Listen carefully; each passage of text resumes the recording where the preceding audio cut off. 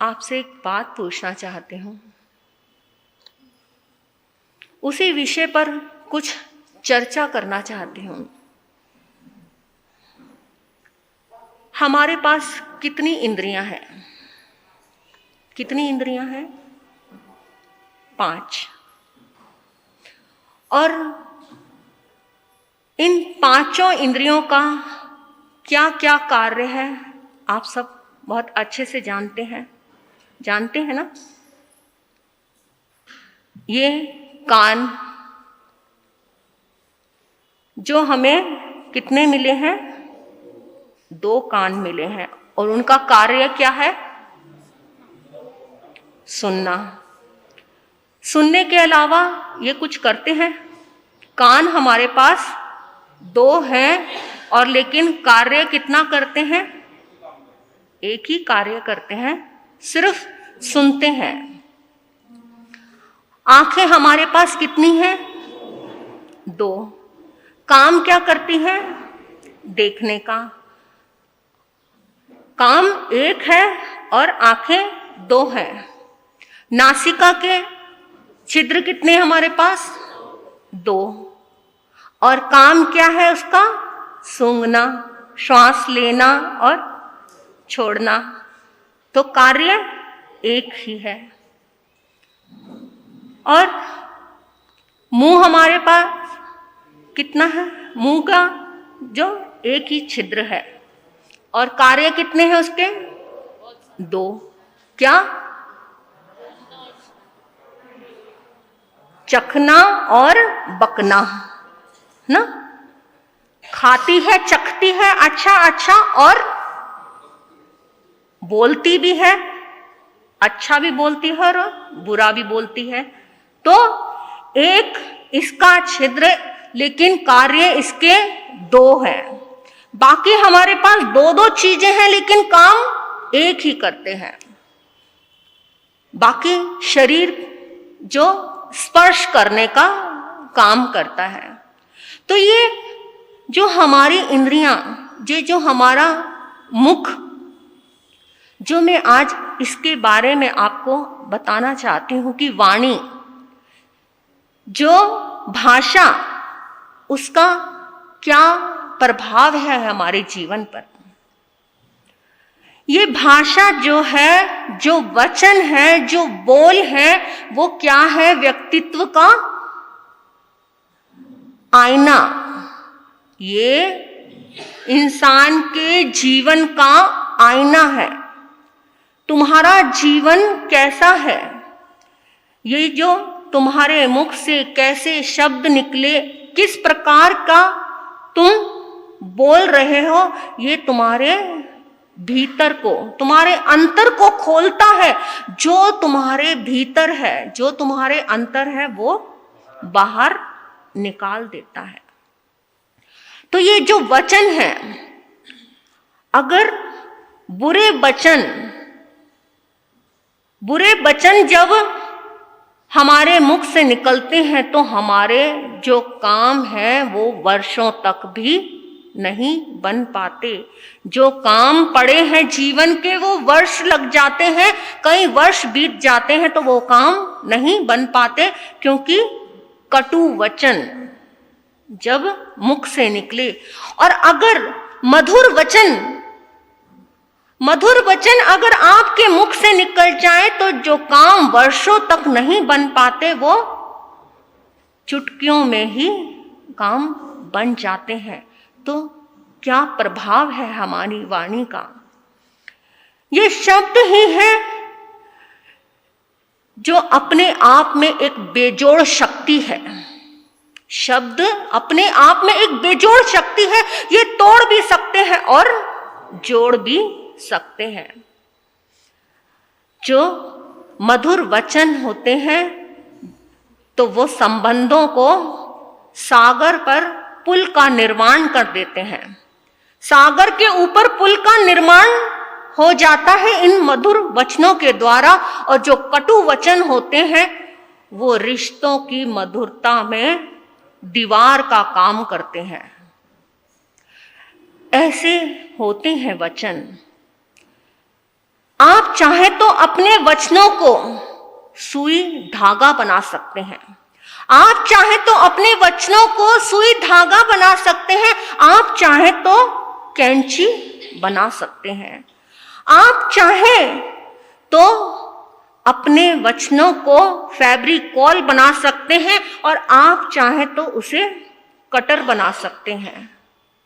आप चाहें तो नमक बना सकते हैं और आप चाहें तो शक्कर बना सकते हैं। आपके ऊपर डिपेंड करता है कि आपने अपने वचन को क्या बनाना है। आप चाहें तो उसके अंदर खटास पैदा कर सकते हैं और आप ही चाहें तो उसके अंदर मिठास पैदा कर सकते हैं। कहते हैं कि जो गोरा रंग होता है वो 2 दिन प्रभाव डालेगा। जो गोरा रंग 2 दिन के लिए आपको अट्रैक्ट करेगा, आपको अपनी तरफ खींचेगा। बहुत अधिक धन आपको 4 दिन आपको भाएगा। 4 दिन के लिए आप उसके प्रति बहुत आसक्त हो जाएंगे, फिर समभाव आ जाएगा जीवन में। नई नवेली दुल्हन वो आपको 2 महीने तक तो बहुत अच्छी लगेगी, बहुत प्यारी लगेगी, फिर नॉर्मल जीवन की तरह जीवन चलने लग जाएगा।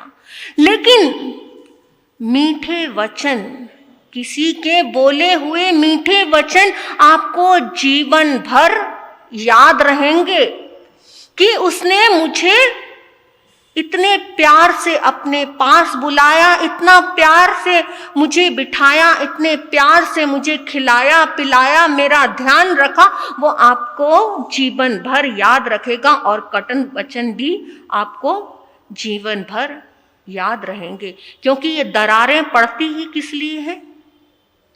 दरार आती ही जीवन में किस प्रकार से है, किस कारण से?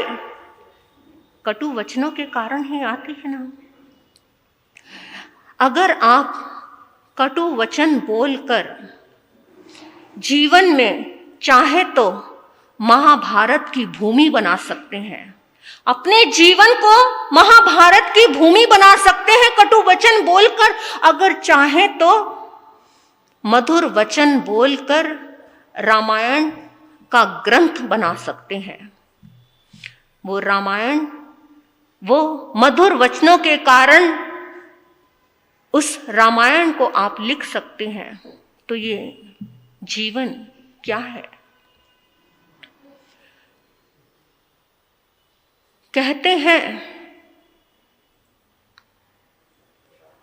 वाणी ऐसी बोलिए मन का पाखो औरन को शीतल करे, आप भी शीतल हो। तो ऐसी वाणी बोलिए कि दूसरों को तो शीतलता पहुंचाए, लेकिन खुद भी शीतलता को महसूस करें।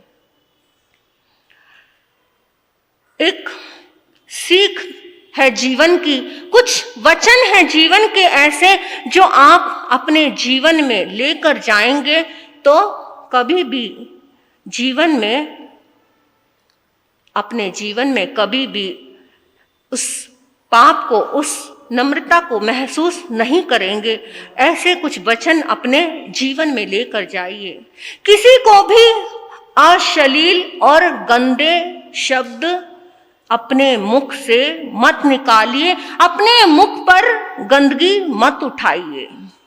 अश्लील और गंदे शब्द एक गंदगी उठाने, अपने मुख से गंदगी उठाने के बराबर है। तो उस गंदगी से बच कर रहिए और कभी भी आत्म प्रशंसा में मत आइए कि आत्म प्रशंसा करते रहिए और पर की निंदा करिए।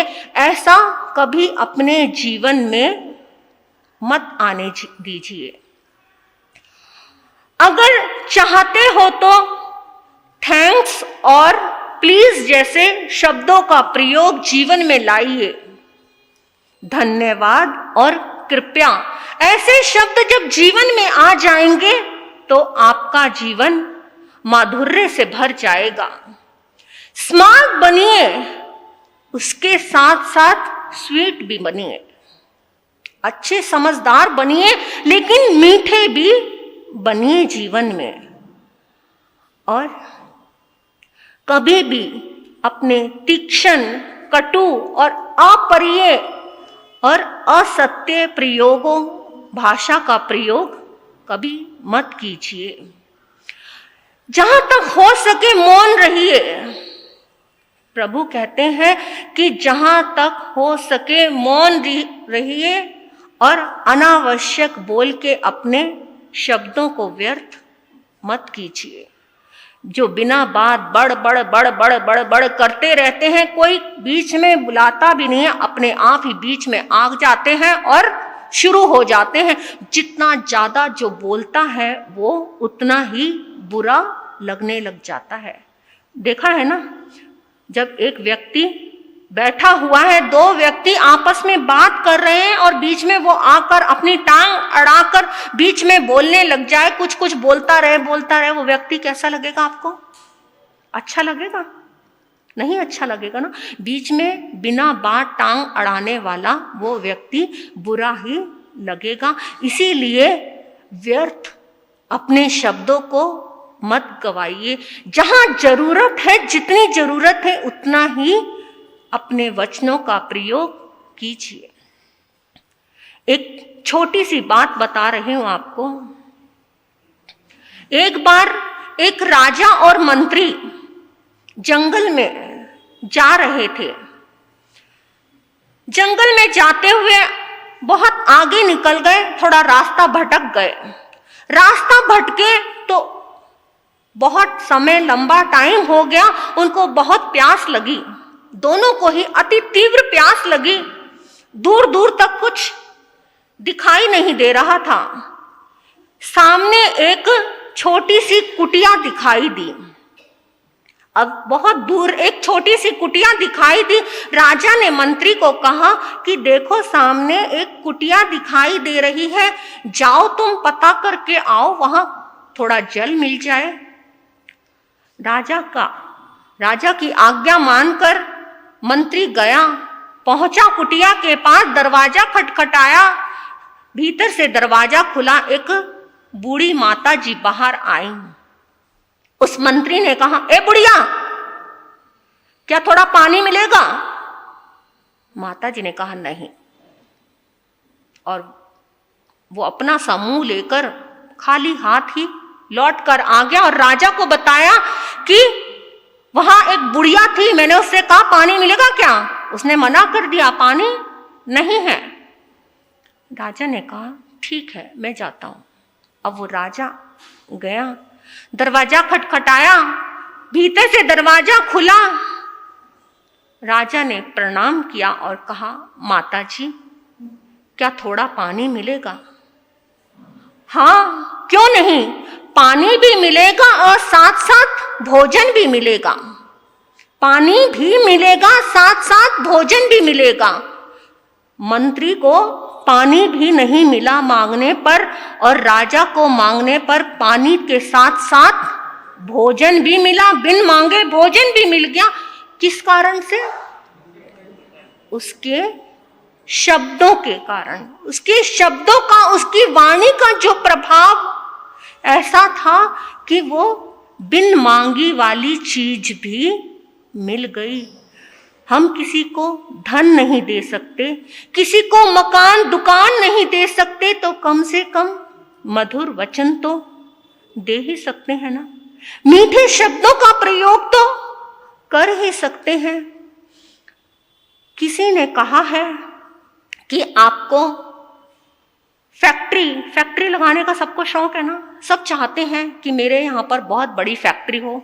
चाहते हैं ना सब कि हमारा कारोबार इतना चले, हमारे पास भी फैक्ट्रियां हो। तो मैं कहती हूं कि आपको फैक्ट्री लगाओ, जरूर लगानी चाहिए आपको फैक्ट्री, लेकिन कैसी फैक्ट्री लगानी है आपको? अपने दिमाग में लगाइए आप आइस फैक्ट्री, अपने दिमाग में लगाइए आइस फैक्ट्री, अपने हृदय में चलाओ कौन सी? Butter factory. अपने दिमाग में आइस फैक्ट्री लगाओगे तो दिमाग ठंडा रहेगा, कभी गर्म नहीं होगा, और जब दिमाग गर्म नहीं होगा तो कटु वचन अपने आप ही नहीं निकलेंगे। और अपने हृदय में बटर की फैक्ट्री, मक्खन की फैक्ट्री लगाओगे तो हृदय कोमल ही रहेगा। तो कभी भी जब हृदय कोमल होगा तो कटु वचन तो निकल ही नहीं सकते। और अपने मुख में लगाओ शुगर फैक्ट्री, अपने मुख में लगाओ शुगर की फैक्ट्री, जो हर वक्त मीठे वचनों का प्रयोग करे। अगर चाहते हो तो ऐसी फैक्ट्री लगाओ। ऐसी फैक्ट्री लगाओगे तो अपने जीवन को आगे बढ़ाते चले जाओगे। और ये जीवन जब आगे बढ़ेगा तो आपका घर बहुत नज़दीक होगा, आपका घर आपकी मंजिल से दूर नहीं होगा। तो आइए ऐसी फैक्ट्री चलाएं, ऐसी फैक्ट्री जीवन में लगाएं और अपने जीवन का निर्माण करते जाएं। तो इसी के साथ बोलिए भगवान महावीर स्वामी की।